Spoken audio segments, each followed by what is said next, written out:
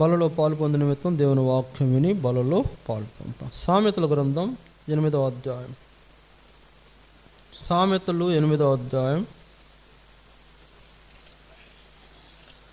సామెతలు 8:17 వచనం. సామెతలు 8:17 వచనం. 536 పేజ్ నెంబర్. సామెతలు 8వ అధ్యాయం 17 వచనం. అందరం కలిసి చదువుదాం. నన్ను ప్రేమించు వారిని నేను ప్రేమించుచున్నాను, నన్ను జాగ్రత్తగా వెదకువారు నన్ను కనుగొందురు. మళ్ళా చదువుదాం. నన్ను ప్రేమించు వారిని నేను ప్రేమించుచున్నాను, నన్ను జాగ్రత్తగా వెదకువారు నన్ను కనుగొందురు.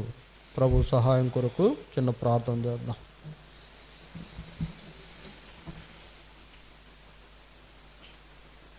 ప్రేంగల పరలోక తండ్రి, పరిశుద్ధుడైన దేవాని స్తోత్రాలు. మీ దాసునిగా నన్ను నిలవబెట్టుకొని బల్ల కొరకైన వర్తమానం అనుగ్రహించము.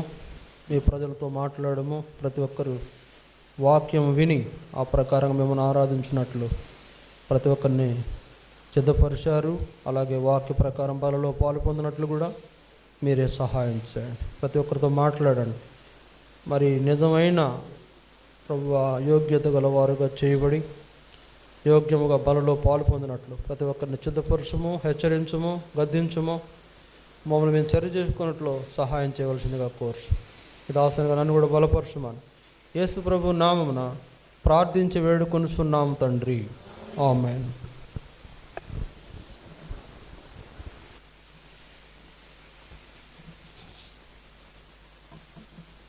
ఇక్కడ మనం చూసిన ఈ భాగం,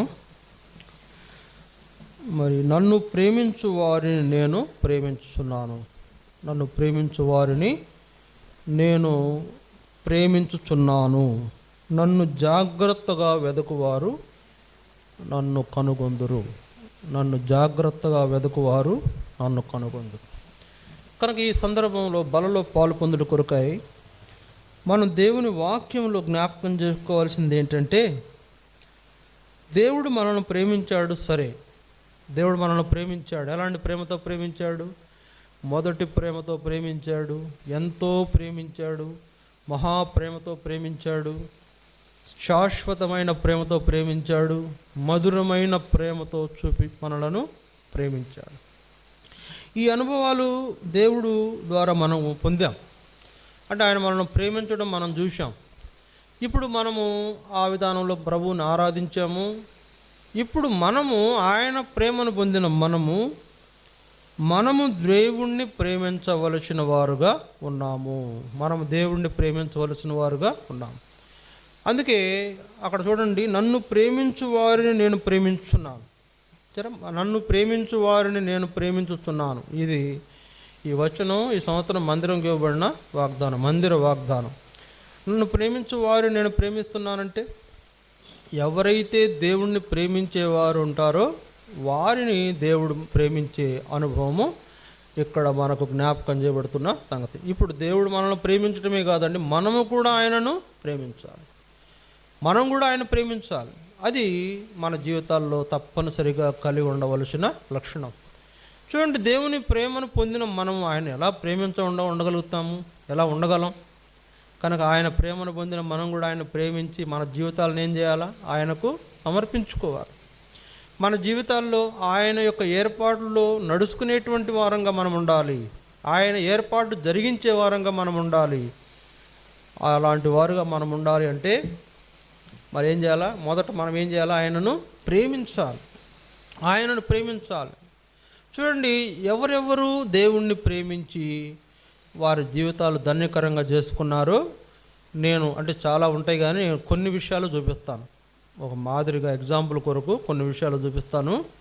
కనుక ఎవరెవరు దేవుణ్ణి ప్రేమించి వారి జీవితాలు గొప్పవిగా మార్చుకున్నారు, వారి జీవితాల్లో దేవుని యొక్క ఏర్పాటు జరిగించేవారుగా ఎలా చేయబడ్డారో, ఎవరెవరు చేయబడ్డారో మనం కొన్ని సంగతులు చూడండి అంటున్నాం. చూడండి, మొట్టమొదటిగా కీర్తన 18వ అధ్యాయం. కీర్తన 18వ అధ్యాయం మొదటి వచనం. కీర్తన 18 మొదటి వచనం చూడండి. కీర్తన 18:1, పేజీ నెంబర్ 459. కీర్తన 18:1. యెహోవా నా బలమా, నేను నిన్ను ప్రేమించుచున్నాను. యెహోవా నా బలమా, నేను నిన్ను ప్రేమించుచున్నాను అని ఎవరంటున్నారు? దావీదు, భక్తుడైన దావీదు. యెహోవా నా బలమా, నేను నిన్ను ప్రేమించుచున్నాను అని చెప్పగలిగిన ఈ మాట దావీదు నోట్లో నుంచి రావడానికి గల కారణం ఏంటంటే, దేవుడు దావీదు జీవితాన్ని ఎంతో ఆశీర్వాదకరంగా చేయటాన్ని బట్టే. చూడండి, దావీదు ఇలా అనగలుగుతున్నాడంటే, యెహోవా నా బలమా, నువ్వే నా బలము, నేను నిన్ను ప్రేమిస్తున్నాను అని చెప్పగలుగుతున్నాడంటే దావీదుకు దేవుడు ఎంతో సహాయము చేశాడు. దావీదు జీవితము దేవునికి అనుకూలమైనదిగా మార్చబడుతూ వచ్చింది. దావీదు జీవితము దేవునికి అనుకూలమైనదిగా మార్చబడటం కోసము దేవుడు ఏం చేశాడంటే, దావీదును ఏం చేశాడు? అసలు ఎవరు దావీదు? గొర్రెల కాపరి. దావీదు ఎవరంట? గొర్రెల కాపరి. గొర్రెల కాపరి అయిన దావీదును దేవుడు ఏం చేశాడు? గొర్రెల దొడ్లో నుండి అతను తీసుకొచ్చి ఏం చేశాడు? ఏమి రాజు? మహారాజును చేశాడు. మామూలు రాజు కాదు, ఆ దావీదు మహారాజు. చూడండి, ఈ విధమైన అనుభవంలో దావీదును తీసుకొచ్చిన దేవుడు మరి ఎంత గొప్పదైనటువంటి వానిగా దావీదును మార్చాడో దాన్ని బట్టి దావీదు అంటున్నాడు, యెహోవా నా బలమా, నన్ను బలపరిచిన వాడా, నేను నిన్ను ప్రేమిస్తున్నానని చెప్పే స్థితి దావీదులో మనం చూస్తున్నాం. చూడండి, గొర్రెలు కాసుకునేవాడిని గొర్రెల దొడ్లో నుండి తీసుకొచ్చి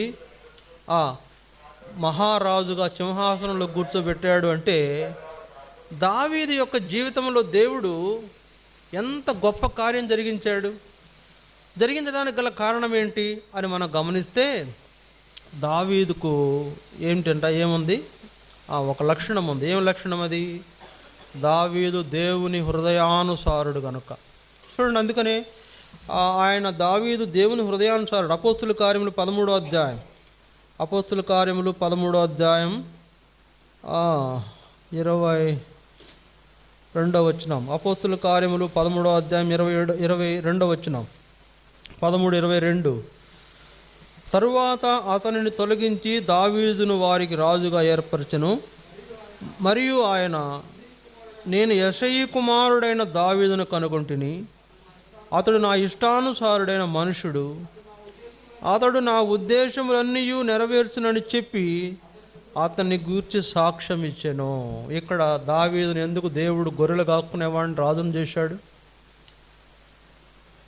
ఈ గొర్రెలు కాసుకునేవాడైన దావీదు రాజు అయిన తర్వాత యెహోవా నా బలమాన్ని నేను ప్రేమిస్తున్నానని చెప్పగలుగుతున్నటువంటి ఈ యొక్క మరి పరిస్థితులన్నీ ఎలాగ సంభవించినాయంటే, అతడు నా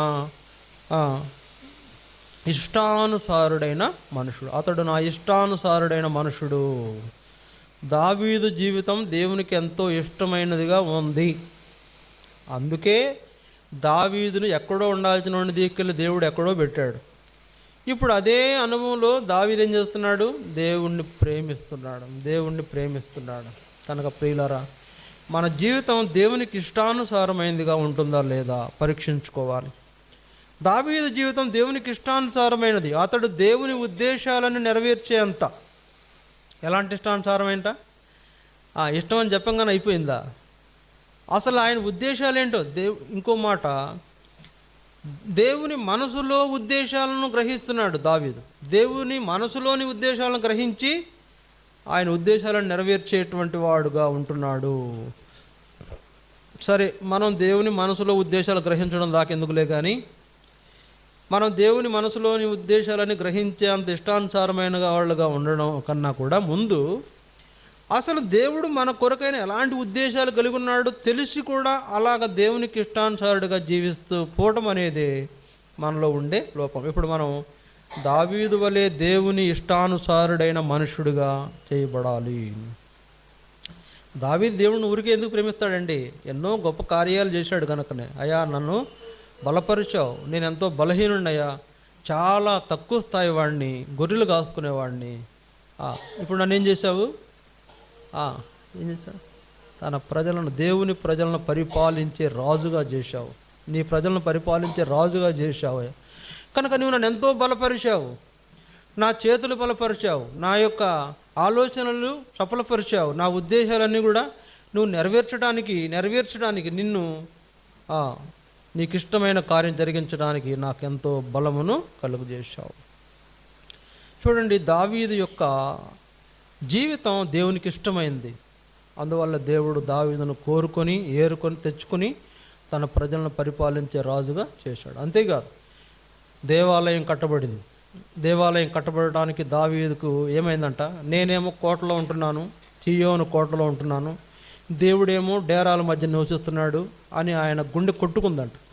కొట్టుకుని లాభం లేదు, నేను దేవునికి ఒక మందిరం కట్టిస్తాను అనేటువంటి ఆలోచన, అది దేవుని ఉద్దేశము. దావీదు గ్రహించి మందిరం కట్టాలని కట్టించినదే ఇప్పుడున్న యెరూషలేములో ఉన్న ఇప్పుడు లేదులేండి, యెరూషలేములో కట్టించబడిన మందిరం, సొలొమోను కట్టించిన మందిరం అదే.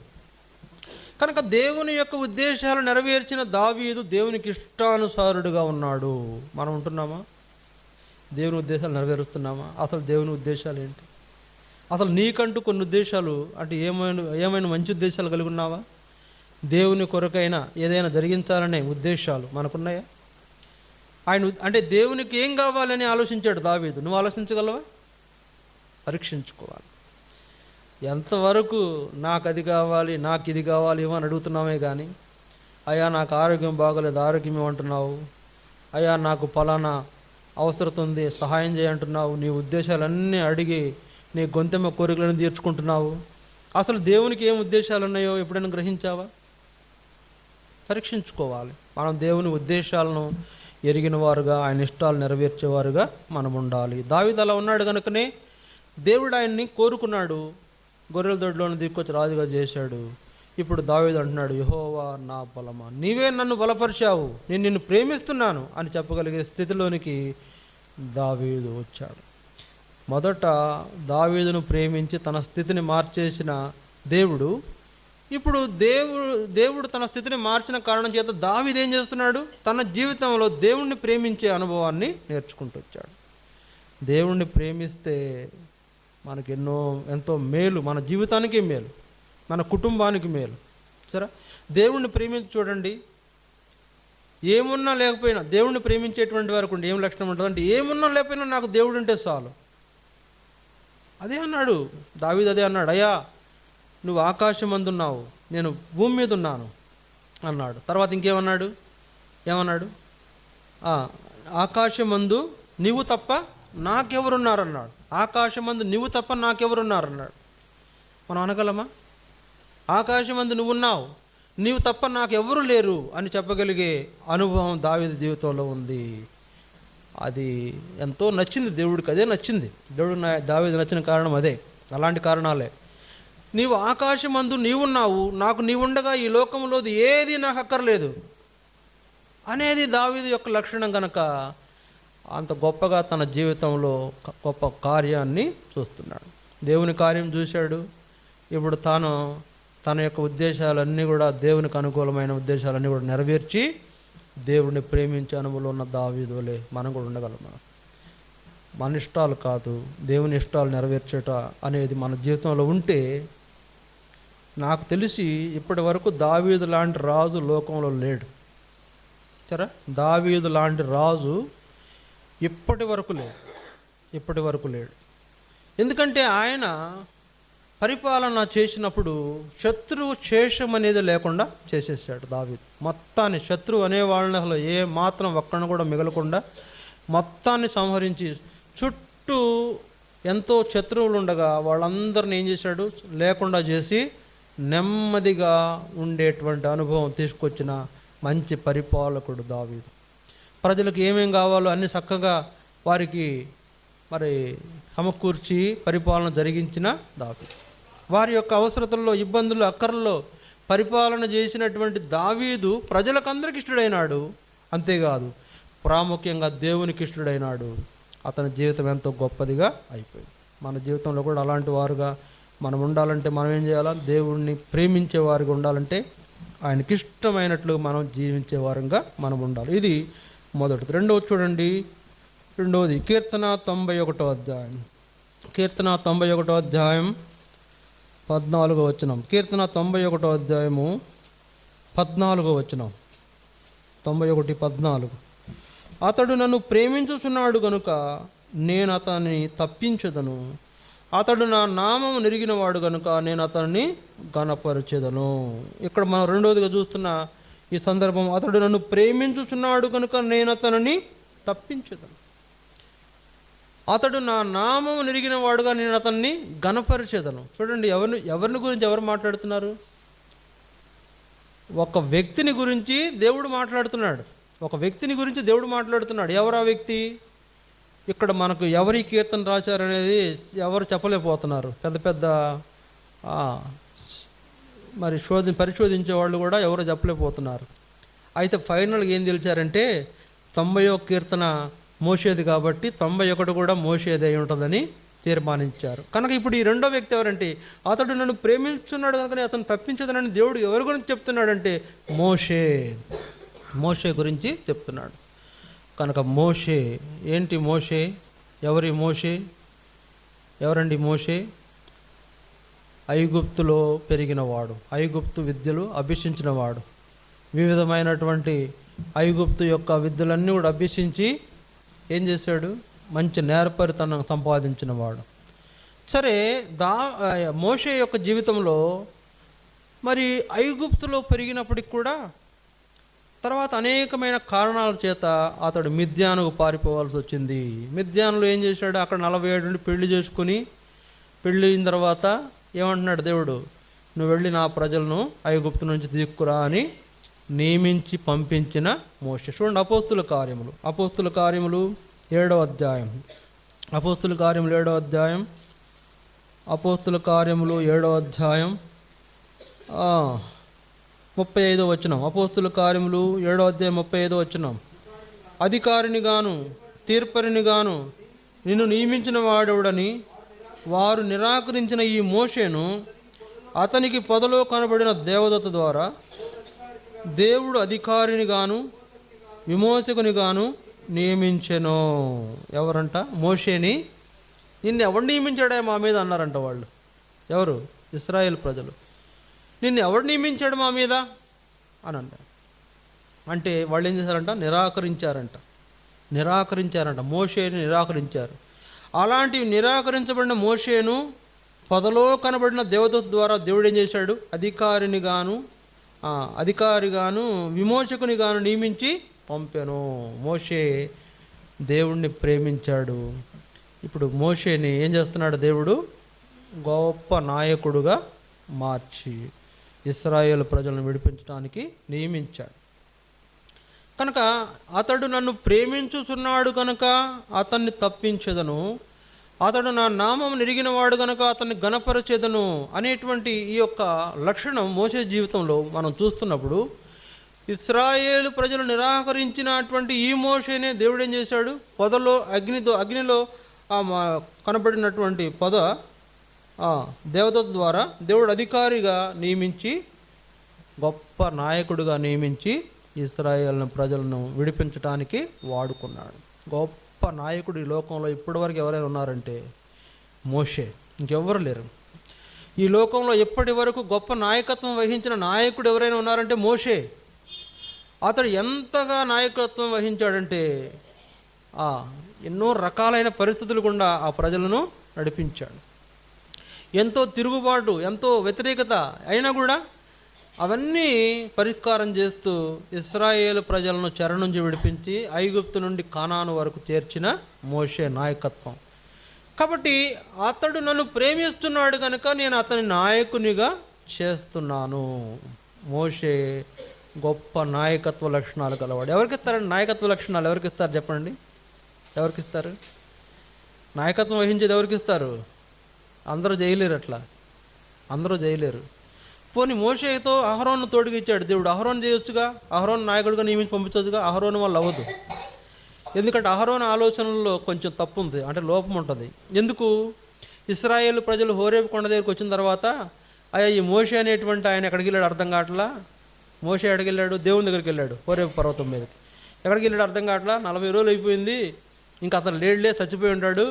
నువ్వు ఇప్పుడు మాకు ఆలోచన చెప్పు, మాకు ముందుగా ఉండడానికి ఒక దేవతను ఏర్పాటు చేయమంటే వాళ్ళకు దేవతను చేసి ఇచ్చినవాడు ఈ అహరోను. కానీ ఈ అహరోను నాయకుడిగా పనికిరాడు. అందువలన మోషే అయితేనే నాయకుడిగా పనికొస్తాడని నియమించి పంపించిన దేవుడు గొప్ప నాయకుడిని చూశాడు మోషేలో. కనుక మనం కూడా గొప్ప నాయకత్వ లక్షణాలు కలవారుగా ఉండాలి. గొప్ప నాయకత్వ లక్షణాలు కలవారుగా ఉంటే ఏమవుద్ది చెప్పండి? నడిపించగలుగుతాం. మనం నడుస్తాము, ఆ లక్షణాలతో మందను నడిపించగలుగుతాము.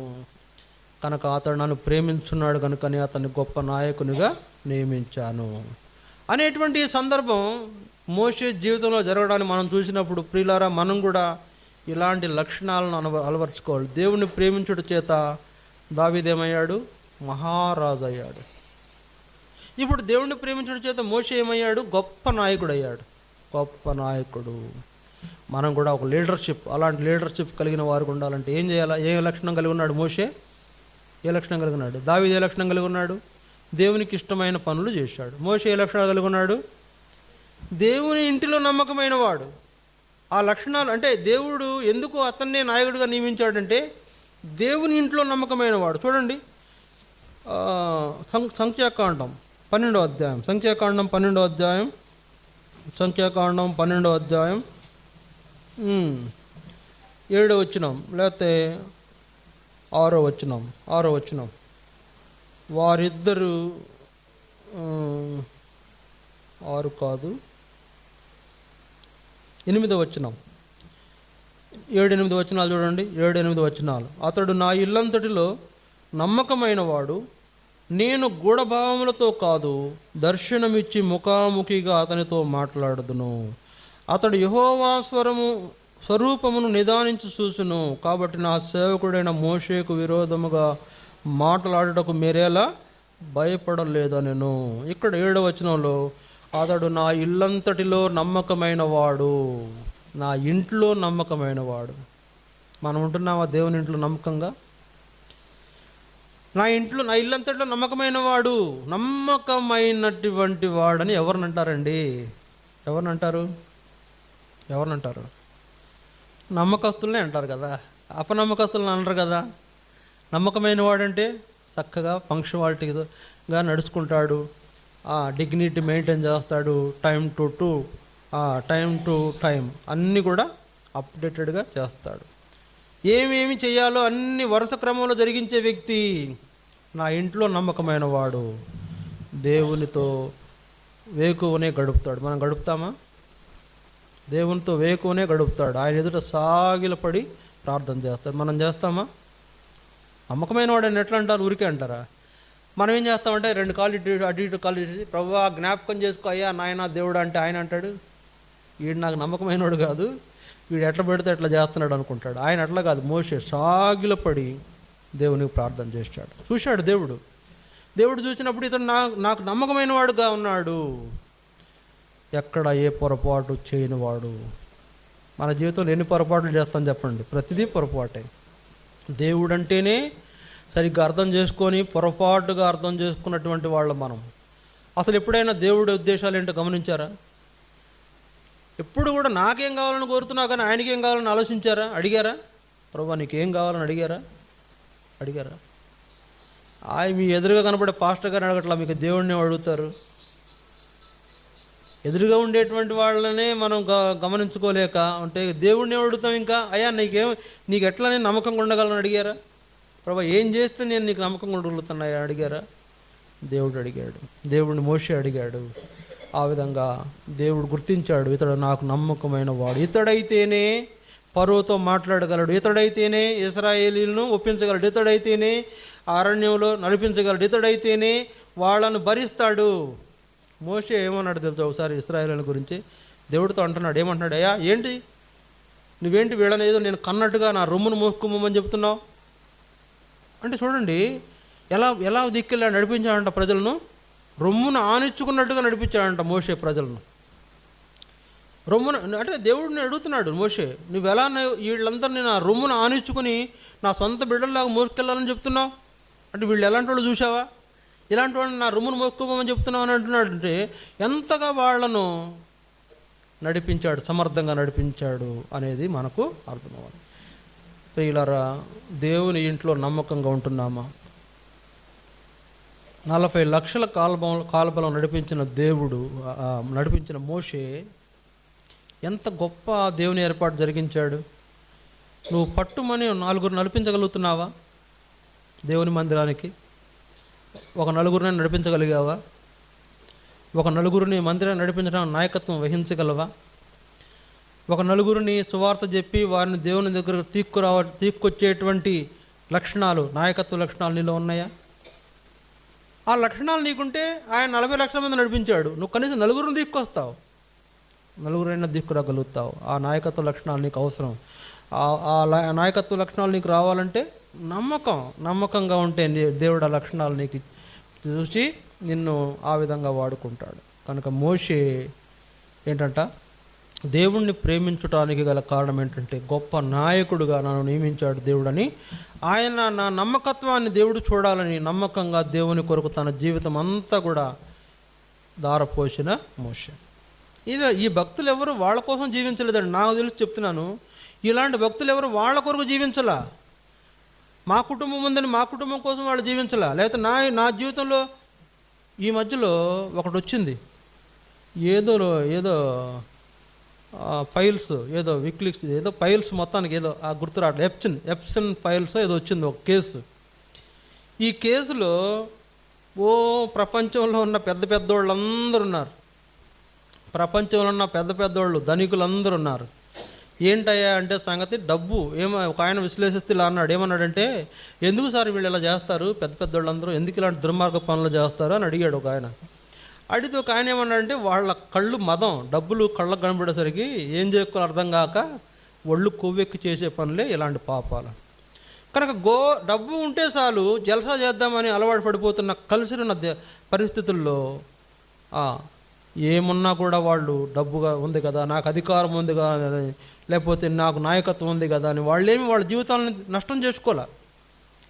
వాళ్ళ జీవితాల్లో దేవుని కొరకు ప్రతిదీ ఆలోచించారు, ప్రతిదాన్ని దేవుని కొరకు ఆలోచించి జరిగించారు. అలాంటి వారుగా మనం కూడా ఉండాలి. అందుకే దేవుడు మనల్ని కోరుకున్నాడు. అందుకే దేవుడు మనలను ఏర్పాటు చేసుకుంటూ వచ్చాడు. ఆయన మనల్ని ప్రేమించిన ఉద్దేశం అదే. తిరిగి మనం ఆయన ప్రేమించేవారుగా ఉండడం కోసం మనలో కొన్ని లక్షణాలను వెతుకుతా ఉన్నాడు. దావీదులో వెతికిన లక్షణం ఏంటంటే ఆయన దేవుని ఇష్టానుసారుడు. మోషేలో వెతికిన లక్షణం ఏంటంటే అతను దేవుని ఇంట్లో నమ్మకమైన వాడు అని వెతికాడు దేవుడు. మరి మనకున్న అలాంటి లక్షణాలు అలా ఉంటే మనం కూడా దేవుడిని ప్రేమించగలుగుతాం. మనల్ని కూడా దేవుడు మంచి స్థానంలో ఉంచుతాడు. మోషే మహారాజు, దావీదు మహారాజు, మోషే మహానాయకుడు. అలాంటి అనుభవంలో వాళ్ళు ఉన్నారు. ఇది రెండవది. మూడవది చూడండి, యోహాను సువార్త 21వ అధ్యాయం. యోహాను సువార్త 21వ అధ్యాయం 15వ వచనం. యోహాను సువార్త 21వ అధ్యాయం 15వ వచనం. వారు భోజనం చేసిన తరువాత యేసు సీమోను పేతురును చూసి, యోహాను కుమారుడు అయిన సీమోను, వీరికంటే నీవు నన్ను ఎక్కువగా ప్రేమించుచున్నావా అని అడుగగా, అతడు అవును ప్రభువా, నేను నిన్ను ప్రేమించుచున్నానని నీవే ఎరుగుదువని ఆయనతో చెప్పాను. యేసు నా గొర్రె పిల్లలను మేపమని అతనితో చెప్పాను. ఇక్కడ యోహాను కుమారుడు అయిన సీమోను పేతురు, వీరికంటే నీవు నన్ను ఎక్కువగా ప్రేమించున్నావా అంటే చూడండి, అక్కడ పక్కన కొంతమంది శిష్యులు ఉన్నారు. వాళ్ళని కంపేర్ చేస్తూ వీళ్ళు అందరూ ప్రేమిస్తున్నారు, కానీ వీరికంటే ఎక్కువగా నువ్వు నన్ను ప్రేమిస్తున్నావా, వీరికంటే ఎక్కువగా ప్రేమిస్తున్నావా అంటే ఏమన్నాడు పేతురు? అవును ప్రభువా, నీకే తెలియను, నేను నిన్ను ప్రేమిస్తున్నాను. చూడండి, ఇలాంటి అనుభవంలో పేతురు రావటం వెనుక కొన్ని ఉద్దేశాలు అతని జీవితంలో జరగటాన్ని మనము జ్ఞాపకం చేసుకోవాలి. వాస్తవంగా ఎవరి పేతురు? ఎవరు ఆయన? ఎవరు మన దావీదు? ఎవరు? గొర్రెలు కాసుకునేవాడు.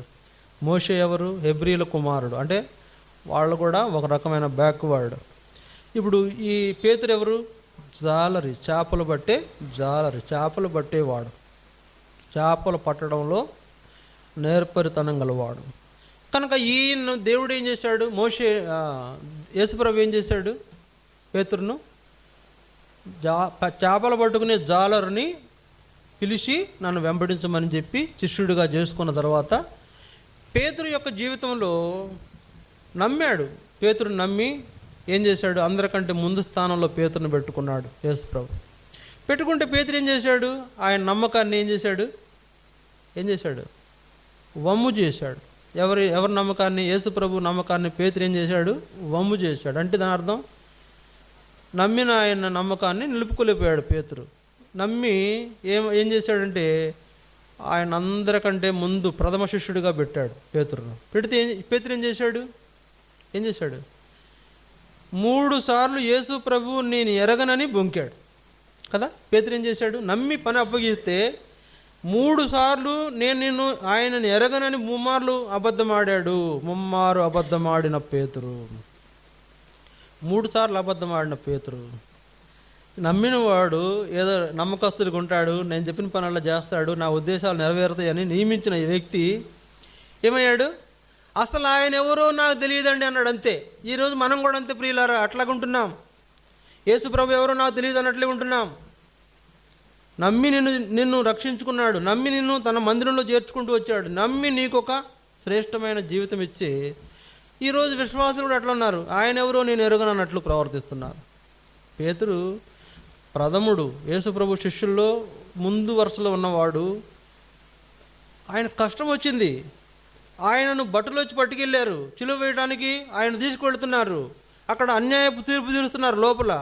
ఆ సభ వెలుపడే నుంచున్న పేతురు లోపలికి వెళ్ళటానికి కూడా ధైర్యం చేయలేకపోయాడు, భయపడిపోయాడు. సరే, అక్కడ బయట చలికాసుకుంటూ ఉండగా ఎవరు అడిగారు, అయ్యా నువ్వు వారిలో నువ్వు కూడా ఒకడు కదా అంటే, నేను లేదు పొరపాటు పడుతున్నారు, అసలు ఆయన ఎవరో నాకు తెలియదు అన్నాడు. తెలీదా? యేసు ప్రభు ఎవరో తెలియదు అన్నాడు పేతురు.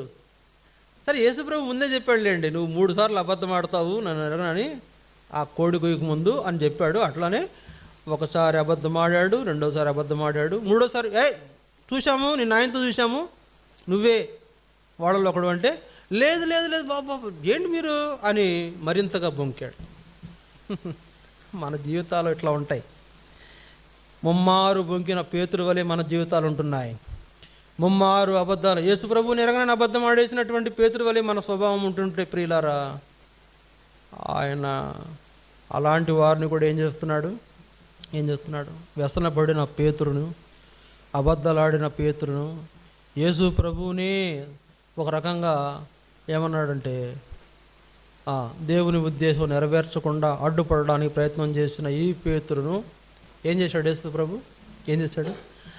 ఆయనను ఒక కేపావలే స్థిరపరిచాడు. చూడండి, మత్తయి సువార్త 16వ అధ్యాయం, మత్తయి సువార్త 16వ అధ్యాయం, ఆ మాటలు గమనిస్తాం. మత్తయి సువార్త 16వ అధ్యాయం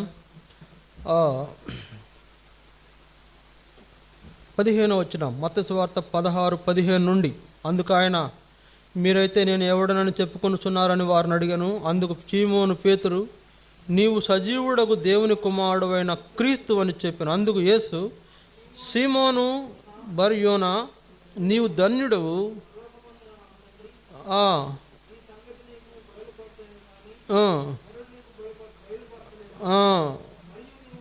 మరియు నీవు పేతురువు, ఈ బండ మీద నా సంఘమును కట్టుదును అని ఏం చేశాడు? ఆయన్ను సంఘానికి ఒక నాయకత్వం అప్పచెప్పి, సంఘ బాధ్యతలు అప్పగించి నియమించాడు యేసు ప్రభు. సంఘ బాధ్యతలు అప్పగించాడు. బాగా అర్థం చేసుకోండి ప్రియులారా, ఎవరిని నమ్మి అప్పగించాడండి? వ్యసనపడే పేతురుని, తొందరపాటు గల పేతురుని. యేసు ప్రభు ఒకసారి నీళ్ళ మీద నడిచి వస్తుంటే ఈయన చూశాడు, అరే ఇదేదో భలేగుందే, వింతగా ఉందనుకున్నాడు. ఇంకా మిగిలిన ఉన్నారు ఆ పడవలో, వాళ్ళు ఎవరికి పుట్టలా, ఈయన మాత్రం ఒక ఆలోచన పెట్టి, ప్రభువా నేను కూడా నీలాగా నడవాలి అన్నాడు. మరి యేసు ప్రభు మాత్రమే, దేవుడు మాత్రమే చేయగలిగే కొన్ని కార్యాలు మనం కూడా చేయాలనుకుంటాం కొన్ని పర్యాయాలు. అదే ఆలోచన వచ్చింది పేతురు. ప్రభువా నీలాగా నేను కూడా నడుస్తాను అన్నాడు. నడవాలనుకుంటున్నానంటే సర్లే నడువు అన్నాడు. సర్లే నడువు అంటే ఏమైంది?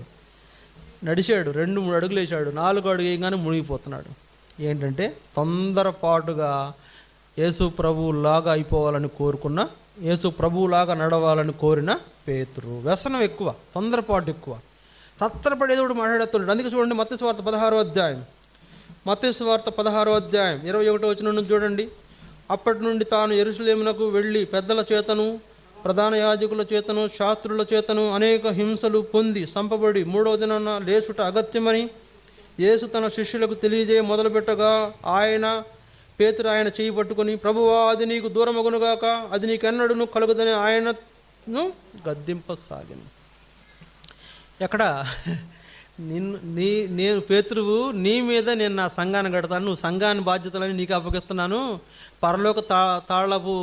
పరలోకపు ద్వారాల తాళాలు నీకే ఇస్తానని చెప్పిన ఆయన ఏమంటున్నాడు? ప్రభువా, అది నీకు దూరమగునుగాక, నువ్వెన్నడూ అలా జరగకూడదు కాక అంటున్నాడు. ఏంటది? దేవుడు నిర్ణయించిన కార్యం జరిగించొద్దని అడ్డుపడుతున్నాడు. కొన్ని పర్యాయాలు అంతే, మనం కూడా అంతే. దేవుడు ఒక తలంపిస్తాడు, అలా వద్దండి, అలా చేయకూడదు, మీరు అలా చేస్తే అది మనకు నష్టం అంటారు చాలామంది. వెనకలు అవుతూ ఉంటారు. ఎవరిని? సేవకుడిని. సేవకుడికి తలంపు దేవుడు ఇస్తాడు ఆల్రెడీ. సేవకుడు అంటే కనిపెడతాడు కదండి, దేవుని దగ్గర కనిపెట్టి దేవుడు ఏం చేయమంటాడు దాన్ని పట్టుకొని చేసే దానికి ప్రయత్నం. అది కొంచెం దేవుడు చెప్పింది నష్టమో అని అనిపిస్తుంది, మనకు నష్టంలాగా అనిపిస్తుంది, కానీ అదే క్షేమం, అదే చేయమని చెప్పాడు యేసు ప్రభు. కనుక ఆ పని చేయకున్నప్పుడు కొంతమంది అంటారు, అన్నా వద్దు, అలా చేయకూడదు, అది మంచిది కాదు, కీడు అంటారు. ఏంటది? కీడు. కనుక దేవుడు నిర్ణయించిన దాన్ని జరగకుండా ఆపేటువంటి ఈ పేతురు వలె మనం కూడా కొన్ని పర్యాయాలు దేవుని కార్యాలు జరగకుండా అడ్డుకునేటువంటి స్వభావం గలవారుగా మనం కూడా ఉంటాము.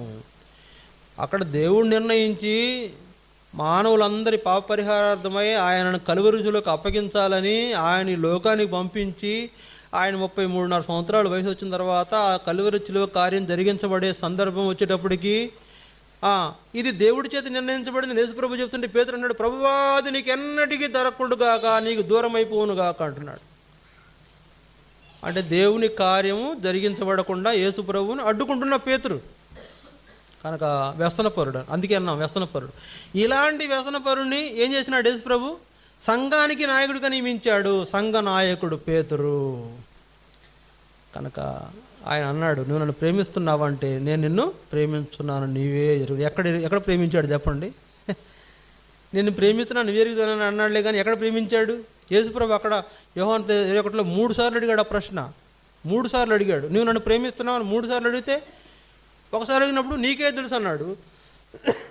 రెండోసారి అన్నప్పుడు చూడండి యోహాను సువార్త, ఆయనకి అక్కడ కూడా వ్యసనం వచ్చిందంట. యోహాను సువార్త 21:15 వచనంలో ఒకసారి అన్నాడు. తర్వాత 16 వచనంలో మరలా ఆయన యోహాను కుమారుడైన సీమోను, నన్ను ప్రేమించున్నావా అని రెండోసారి అడుగ్గా అతడు, అవును ప్రభువా, నేను నిన్ను ప్రేమించున్నాను, నీవే ఎరుగుదు అని ఆయనతో చెప్పాను.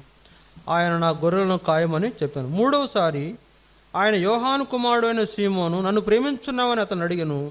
నన్ను ప్రేమించుచున్నావని మూడవసారి తను అడిగినందుకు పేతురు వ్యసనపడి ఏమంటున్నాడు? ప్రభువా, నీవు సమస్తము నెరిగిన వాడవు, నిన్ను ప్రేమించుచున్నానని నీవే ఎరుగుదు అని ఆయనతో చెప్పాను. నిజంగా ప్రేమిస్తున్నాడా? నిజంగా ప్రేమిస్తూనే ఉన్నాడా? ప్రేమించేవాడైతే ఎందుకు అబద్ధమాడాడు? 3 సార్లు ఎందుకు అబద్ధమాడాడు? యేసుప్రభు 3 సార్లు ప్రేమిస్తున్నాను అడగడం ఉద్దేశం ఏంటంటే ఆయనలో అసలు సంగతిని బయటకు తీసుకురావాలని అడుగుతున్నాడు, కానీ ఆయన చెప్పలా. అందుకే ఏమన్నాడు? కింద ఒక వచనం ఉంది చూడండి. యోహాను అడుగుతున్నాడు యేసుప్రభుని ఏమని? 21వ వచనం. పేతురు అతన్ని చూసి, అది కాదు 18వ వచనం.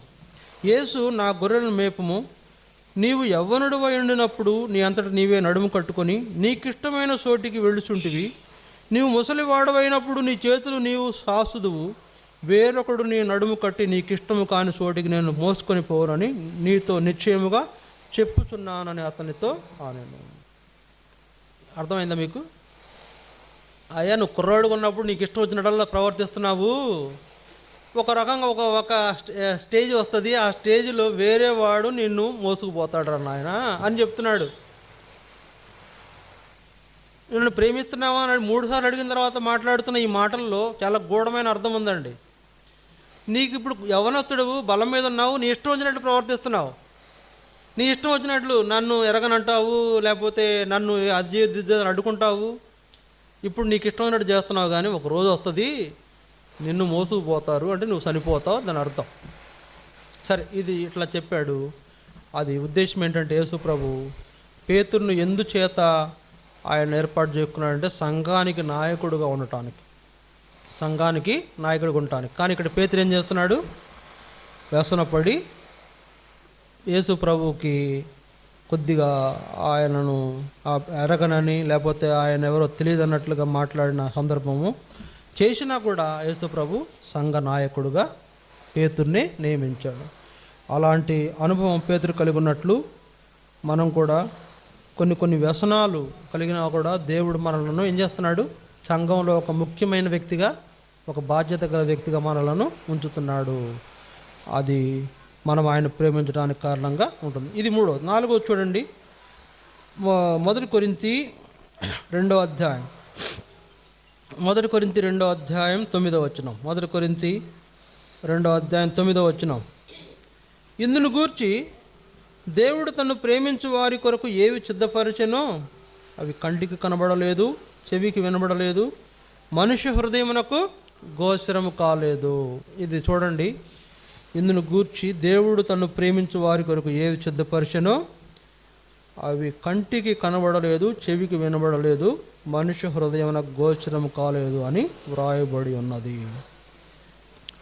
ఇది ఇక్కడ ఒక ప్రవచనాన్ని జ్ఞాపకం చేస్తున్నాడు పౌలు గారు. ప్రవచనాన్ని జ్ఞాపకం చేస్తున్నాడు. దేవుడు తన్ను ప్రేమించు వారి కొరకు ఏవి సిద్ధపరిచాడో, ఎలాంటివి సిద్ధపరిచాడో మనుషునికి అర్థం కాలేదు, మనుషునికి అర్థం కాలేదు. అయితే 10వ వచనం చూడండి. మనకైతే దేవుడు వాటిని తన ఆత్మ వలన బయలుపరిచి ఉన్నాడు.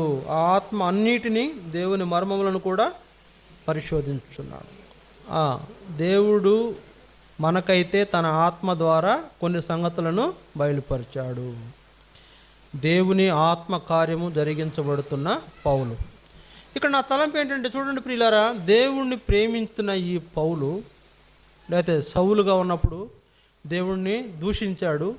ఇప్పుడు పౌలుగా దేవుని ప్రేమను ఆయన జ్ఞాపకం చేసుకుంటూ, దేవుడు ఏది సిద్ధపరిచాడో అది నాకు ముందు అర్థం కాలేదు, నా హృదయానికి గోచరం కాలేదు, నా కంటికి కనబడలేదు, నా చెవికి వినబడలేదు, ఇప్పుడైతే తన ఆత్మ ద్వారా అన్నీ బయలుపరుస్తున్నాడు అనేటువంటి ఈ సంగతిలో పౌలు తన జీవితాన్ని దేవుడు ఎలా మార్చాడో జ్ఞాపకం చేస్తున్నాడు.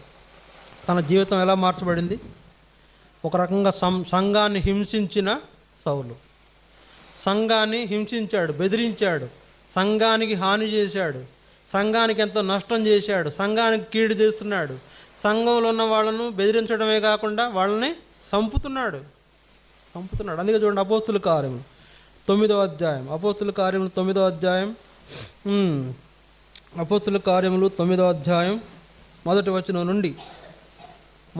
నుండి సౌలు ఇంకను ప్రభువు యొక్క శిష్యులను బెదిరించుటయును హత్య చేయుటయును తనకు ప్రాణాధారమైనట్లు ప్రధాన యాజకుని వద్దకు వెళ్ళి, ఈ మార్గమందున్న పురుషులనైనను స్త్రీలనైనను కనుగొన్న ఎడల వారిని బంధించి యెరూషలేముకు తీసుకుని వచ్చుటకు దమస్కులోని సమాజముల వారికి పత్రికలు ఇమ్మని అడిగాను. ఇక్కడ కొన్ని సంగతులు గమనించండి. శిష్యులను ఏం చేస్తున్నాడంట? సౌలు బెదిరిస్తున్నాడు, తర్వాత హత్య చేస్తున్నాడు, మూడవది ఏం చేస్తున్నాడు? బంధిస్తున్నాడు. ఆయన గురించి ఇంకో చోట రాయబడింది, పూర్వము నేను హింసకుడను, దోషకుడను, హానికరుడనని ఆయనే చెప్తున్నాడు. కనుక పూర్వము అంటే సౌలుగా ఉన్నప్పుడు యేసు ప్రభువును లేదా సంఘాన్ని హింసించిన ఈ సౌలు ఇప్పుడు దేవుణ్ణి ప్రేమించిన అనుభవంలో దేవుడు నన్ను ఎందుకొరకే ఏర్పాటు చేసుకున్నాడు, ఎందుకొరకు? అన్ని జనులకు సాక్షిగా ఉండడం కోసం ఏర్పాటు చేసుకున్నాడు. దేవుని సంఘాన్ని హింసించిన ఈ సౌలును పౌలుగా మార్చి అన్ని జనులకు సాక్షిగా దేవుడు నియమించాడు. చూడండి, అందుకనే 9వ అధ్యాయంలోనే ఒక మాట ఉంది. 9వ అధ్యాయంలోనే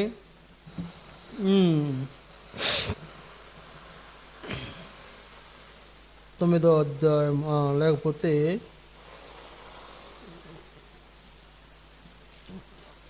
వేరే చోట్ల ఇంకోలాగా రాయబడింది. ఆ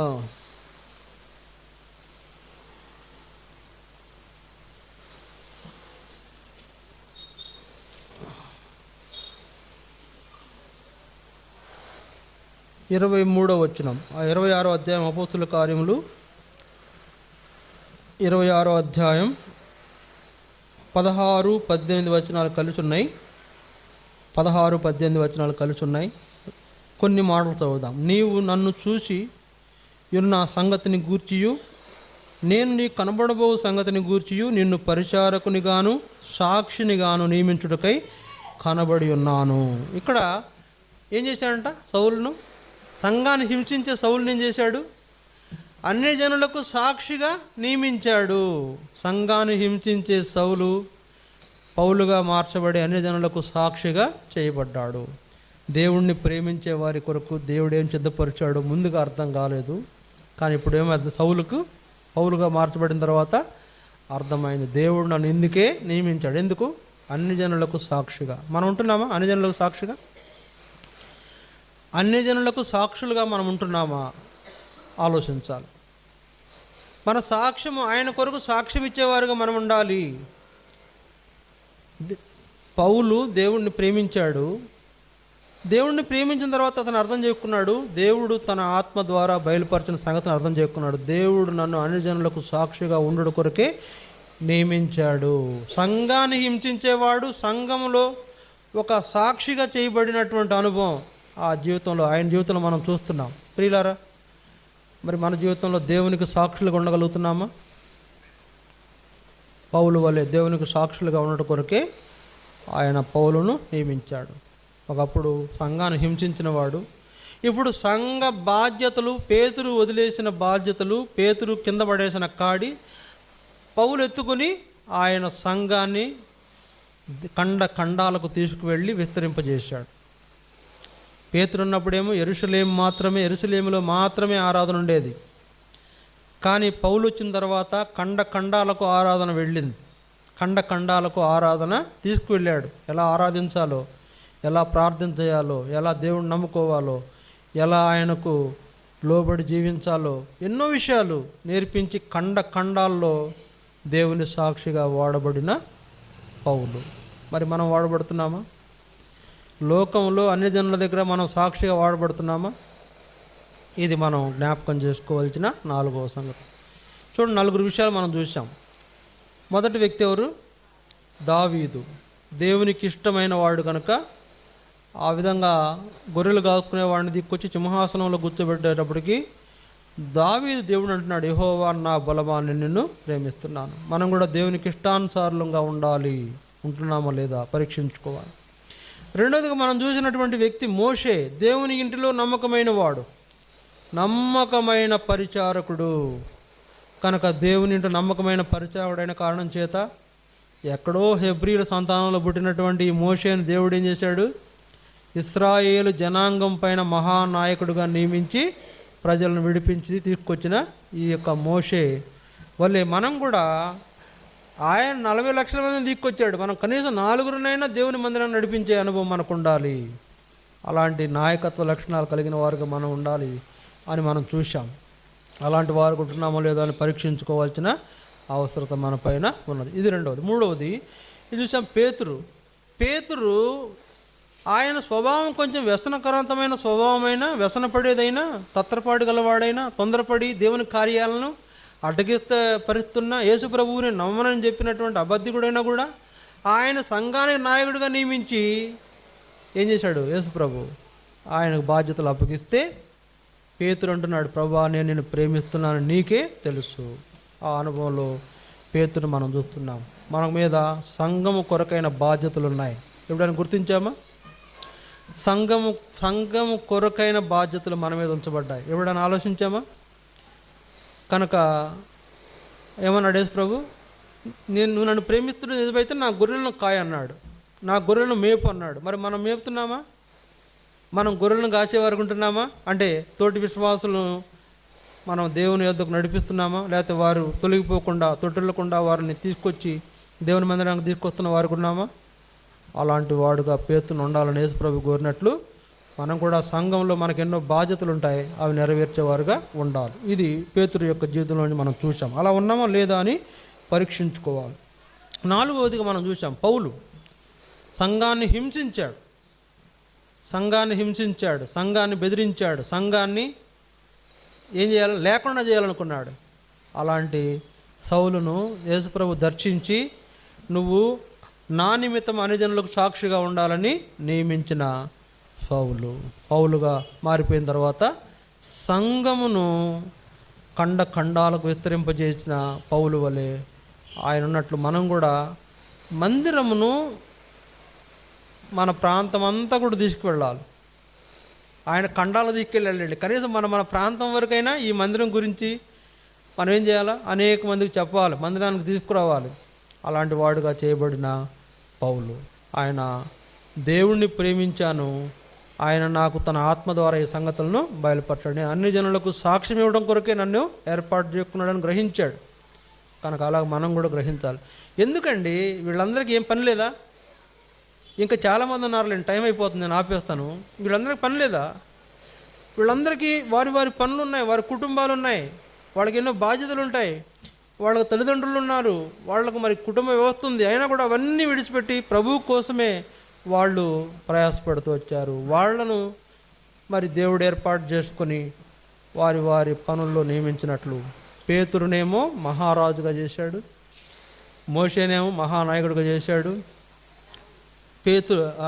దావీదునేమో మహారాజుగా చేశాడు, మోషేనేమో మహానాయకుడిగా చేశాడు, పేతురునేమో సంఘానికి నాయకుడిగా చేశాడు, పౌలునేమో అన్ని జనులకు సాక్షిగా, సంఘాన్ని హింసిస్తున్న పౌలును అన్ని జనులకు సాక్షిగా చేస్తూ వచ్చాడు. అలాంటి వాళ్ళుగా వాళ్ళు చేయబడి వాళ్ళ జీవితాల్లో దేవుని కార్యములు జరిగించిన వారుగా, ఆయన ప్రేమించిన అనుభవాలు ఉన్నారు. అట్లా మనం కూడా ఉండాలనేది ప్రభు మనకిస్తున్న హెచ్చరిక. అలా ఉంటున్నామో లేదా పరీక్షించుకోవాలి, సరి చేసుకుంటాం, మనం యోగ్యంగా వాళ్ళలో పాల్పొందుతాం. మోకరించండి.